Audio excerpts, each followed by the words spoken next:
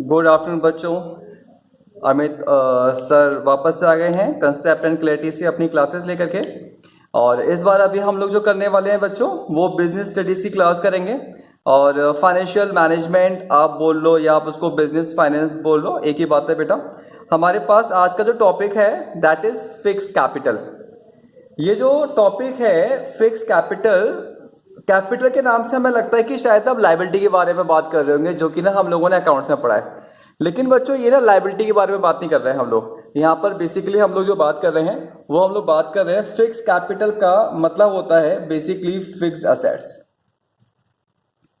Fixed assets ये मतलब होता है फिक्स कैपिटल का। अमित सर क्यों फिक्स असेट्स के लिए फिक्स कैपिटल वर्ड क्यों यूज कर रहे हैं अपन हम लोग, तो आप समझना इसके पीछे का रीजन क्या है।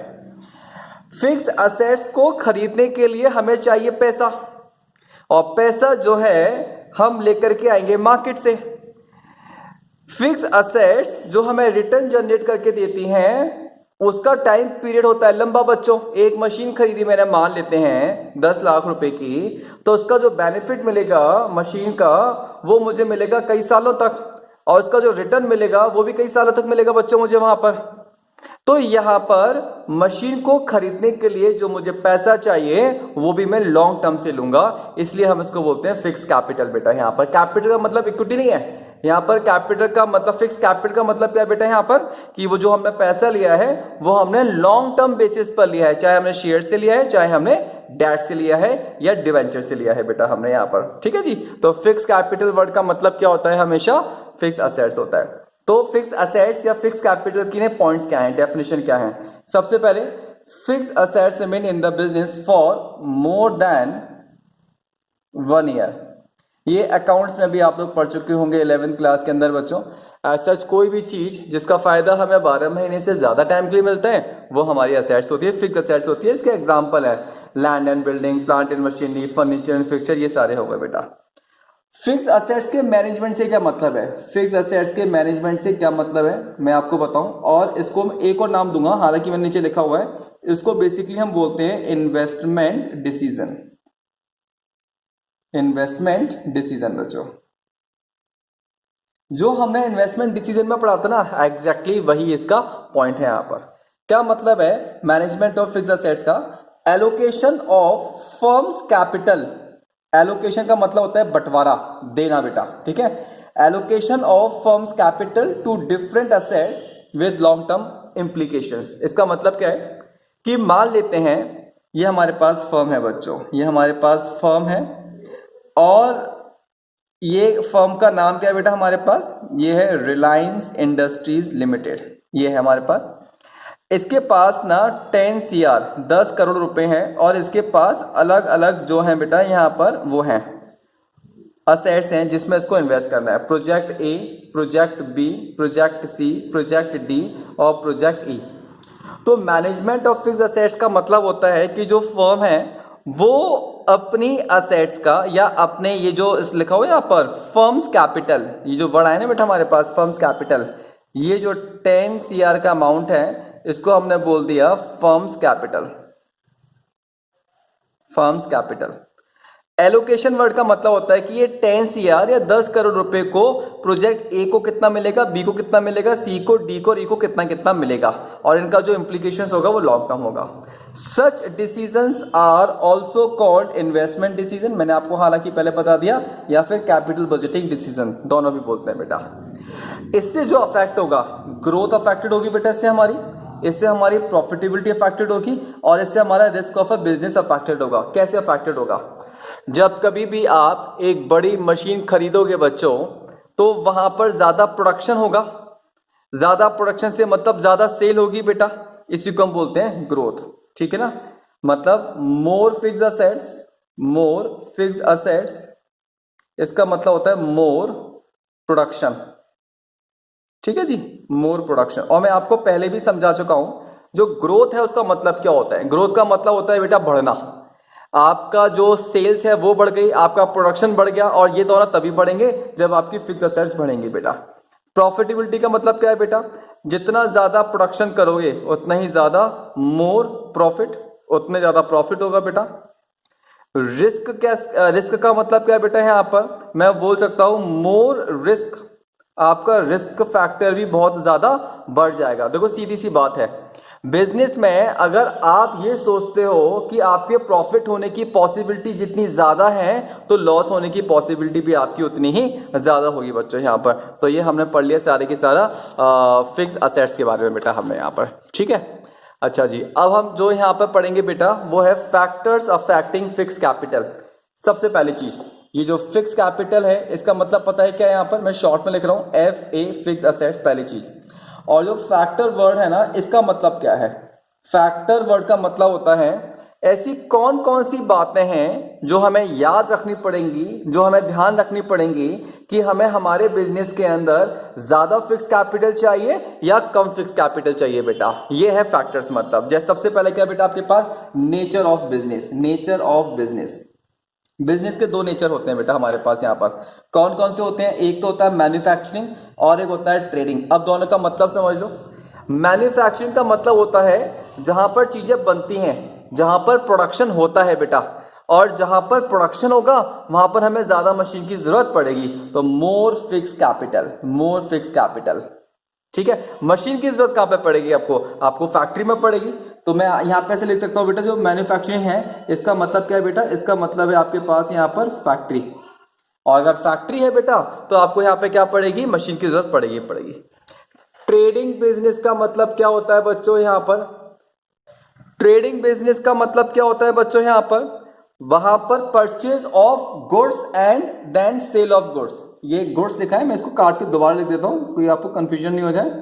परचेज ऑफ गुड्स मतलब आप बना बनाया सामान खरीदते हो, उसमें आप कोई चेंज नहीं कर रहे और फिर आप उसको वापस से बेच देते हो बेटा, ठीक है। जैसे शोरूम नहीं होते हैं, कपड़ों के शोरूम होते हैं, उन्होंने रेडीमेड कपड़े खरीद लिए और रेडीमेड कपड़े बेच दिए, मतलब वहां पे प्रोसेसिंग नहीं हो रही है, वैल्यू एडिशन नहीं हो रहा है वहां पर। आप उसका जो रूपरेखा है आप उसको चेंज नहीं कर रहे बेटा आप यहाँ पर, ठीक है। तो purchase of goods and then sale of goods बेटा यहाँ पर ये होता है। तो लिखा भी मैंने यहाँ पर आगे जाकर के नो प्रोडक्शन, मतलब ट्रेडिंग के अंदर प्रोडक्शन नहीं होता है, नो प्रोडक्शन।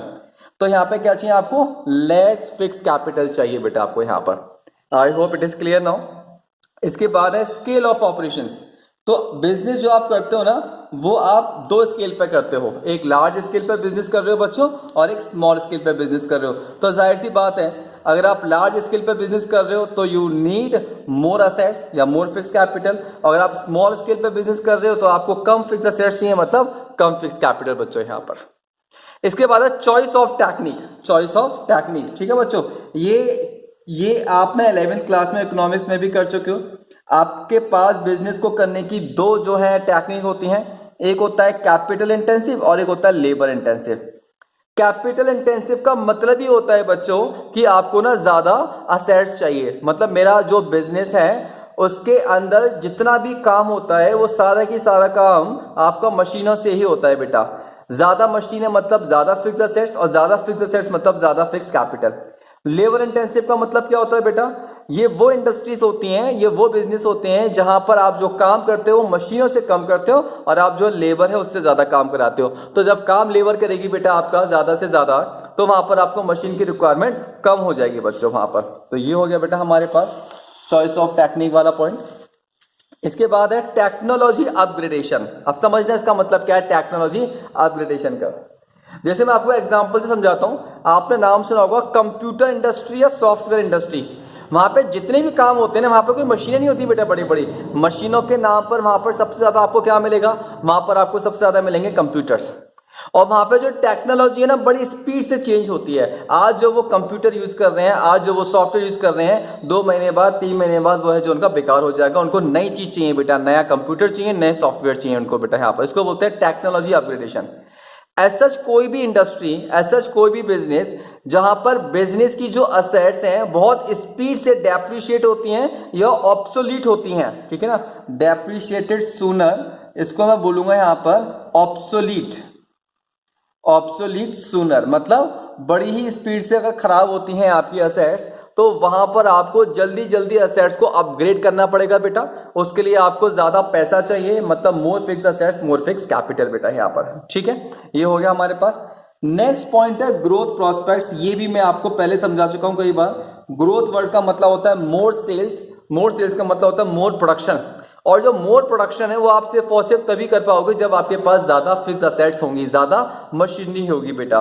तो मोर फिक्स असेट्स का मतलब क्या है बेटा आपके पास यहाँ पर, मोर फिक्स कैपिटल। इसके बाद वर्ड आता है हमारे पास यहाँ पर डाइवर्सिफिकेशन। बढ़िया वर्ड है बेटा डाइवर्सिफिकेशन। डाइवर्सिफिकेशन वर्ड का मतलब मैंने आपको बताया, सबसे पहले यहाँ पे एक पॉइंट में लिखा है मैंने। डाइवर्सिफिकेशन का मतलब होता है investment in different kind of assets. मतलब क्या है यहाँ पर, जैसे मान लेते हैं अमित सर का एक बिजनेस है, और क्या बिजनेस है अमित सर का, अमित सर का ना कोचिंग सेंटर चलता है, ये तो हो गया एक बिजनेस। यहाँ पर मैं ये नहीं बोल रहा कि मेरे ना डिफरेंट डिफरेंट सेंटर्स हैं, यहाँ पर हैं डिफरेंट सेंटर हैं। मान लेते हैं 100 सेंटर चल रहे हैं अमित सर के पूरे एनसीआर के अंदर, पूरे नॉर्थ इंडिया के अंदर, ये तो एक लाइन ऑफ बिजनेस हो गया। इसके बाद मेरा एक और बिजनेस है, रेस्टोरेंट है बेटा मेरे, ठीक है, मेरे पास कम से कम नहीं तो 10 रेस्टोरेंट होंगे, तो मतलब इन्वेस्टमेंट इन अदर बिजनेस। एक और बिजनेस है, इन दो के अलावा एक और बिजनेस है बेटा मेरे पास यहाँ पर, और वो बिजनेस क्या है, मेरी ना फैक्ट्री है बेटा।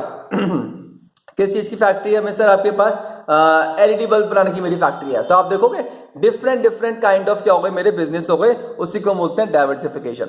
मेरे बिजनेस के अंदर जितना ज्यादा डाइवर्सिफिकेशन होगा, मतलब उतने ही डिफरेंट डिफरेंट अलग अलग बिजनेस होंगे, ठीक है। मुझे अलग अलग बिजनेस के अंदर अलग अलग तरीके की असेट्स चाहिए होंगी, मशीन्स चाहिए होंगी, मतलब मुझे ज्यादा फिक्स असेट्स चाहिए, मुझे ज्यादा फिक्स कैपिटल चाहिए बेटा यहाँ पर। ये हमने समझ लिया बेटा यहाँ पर। उसके बाद है फाइनेंसिंग ऑल्टरनेटिव्स। ये भी बहुत बढ़िया पॉइंट है बेटा, फाइनेंसिंग ऑल्टरनेटिव्स, ठीक है। क्या मतलब है इसका बेटा यहाँ पर फाइनेंसिंग ऑल्टरनेटिव्स का, मुझे ना मेरे बिजनेस के अंदर असेट्स चाहिए, और अपने बिजनेस के अंदर असेट्स मैं दो तरीके से ले सकता हूं, या तो मैं असेट्स को परचेज कर लूं, या मैं असेट्स को लीज पर ले लूं। लीज का मतलब होता है ऑन रेंट। ये दो तरीके हैं आज की डेट में किसी भी असेट्स को अपने बिजनेस के अंदर लाने के लिए बच्चों। यहाँ पर अगर मैंने असेट्स को परचेज करा तो इसका मतलब मुझे ज्यादा पैसा चाहिए, मोर फिक्स कैपिटल। और अगर मैंने असेट्स को लीज पर लिया, रेंट पर लिया, किराए पर लिया, तो मुझे ज्यादा पैसा नहीं चाहिए, सिर्फ और सिर्फ रेंट का पेमेंट करना है, मुझे फिक्स कैपिटल नहीं चाहिए बच्चों यहाँ पर, ठीक है। तो ये भी एक फैक्टर है जिस पर डिपेंड करता है कि मैं असेट्स खरीदूंगा या नहीं खरीदूंगा बेटा। लास्ट का जो फैक्टर है हमारा, that is level of collaboration. Collaboration जो वर्ड है, इसको बेसिकली मैं यहाँ पर जॉइंट वेंचर भी बुला सकता हूँ, जॉइंट वेंचर, ठीक है। इसका मतलब क्या है बेटा, आप इसका एग्जांपल देता हूँ, बहुत बढ़िया है। आपने देखा होगा एसबीआई की बैंक है, अमित सर के पास एसबीआई का डेबिट कार्ड है, एटीएम कार्ड है। अमित सर को ना पैसे निकालने, अमित सर चले गए किसी दूसरे शहर में, उन्होंने देखा एसबीआई का एटीएम नहीं है बेटा वहां पर मुझे एटीएम जो मिलता है वो मिलता है एचडीएफसी बैंक का। मैं वहां पर गया, मैंने वहां पे कार्ड यूज करा, वहां पर लिख करके आ गया कि जो एसबीआई बैंक है उन्होंने हमारे साथ कोलैबोरेशन नहीं किया, जॉइंट वेंचर नहीं किया, इसलिए आप उनका कार्ड यूज नहीं कर सकते, ठीक है। मैंने एसबीआई वाले को कंप्लेन किया, उन्होंने बोला कि ना हम अपना जो है अलग से एटीएम मशीन लगाएंगे वहां पर। तो सोचो एक सेपरेट एटीएम मशीन लगाने के लिए कितना खर्चा करना पड़ेगा। तो यहां पर एसबीआई वालों ने सोचा कि एक काम करते हैं, दूसरा तरीका अपनाते हैं। और क्या है दूसरा तरीका यहाँ पर, दूसरा तरीका यह है यहाँ पर कि ना हम लोग एचडीएफसी वालों के साथ कोलैबोरेशन कर लेते हैं, जॉइंट वेंचर कर लेते हैं कि अगर हमारा कोई भी कार्ड का बंदा आएगा, ठीक है, कोई भी हमारा एटीएम कार्ड आएगा एसबीआई बैंक का, तो आप अपनी मशीन में से उसको पैसे निकालने देना, वो हम आपस में बाद में एडजस्टमेंट कर लेंगे, सेटलमेंट कर लेंगे बेटा यहाँ पर। So that is called level of collaboration. अगर ऐसा कोलैबोरेशन हो जाता है मेरे एचडीएफसी बैंक के साथ, तो मुझे 10 लाख रुपए की नई मशीन लगाने की जरूरत नहीं पड़ेगी बच्चों यहाँ पर। और सेम इसी तरीके से एचडीएफसी बैंक एसबीआई के साथ कर लेगी कि भैया तुम्हारा वहां पर वो लगा हुआ है, एटीएम मशीन लगी है, हम नहीं लगाएंगे, हमारे जो है एटीएम होल्डर वो आपकी मशीन यूज करेंगे। तो ऐसे हो जाता है बेटा। तो इसका मतलब ना ही तो एसबीआई बैंक को लगाने की जरूरत है मशीन, और ना ही एचडीएफसी को लगाने की जरूरत है मशीन बच्चों यहाँ पर। तो लिखा हुआ है यहाँ पर बेटा मैंने, certain business organisation shares each others assets. एक दूसरे के असेट्स को क्या करते हैं बेटा, वो यहाँ पर यूज करते हैं यहाँ पर, ठीक है। तो ये हमारा एक टॉपिक हो गया बेटा, फिक्स असेट्स का मतलब क्या होता है, और जो फिक्स असेट के फैक्टर्स हैं वो क्या है हमारे पास यहाँ पर। अब इसके बाद हमारा इस चैप्टर में लास्ट टॉपिक रहता है, वो है आपका working capital and factors affecting working capital. वो टॉपिक जो है बेटा हम लोग कल करेंगे। तो आज के लिए बस इतना ही बहुत है, कल की वीडियोस के लिए आप लोग वेट कीजिए बच्चों। Thank you.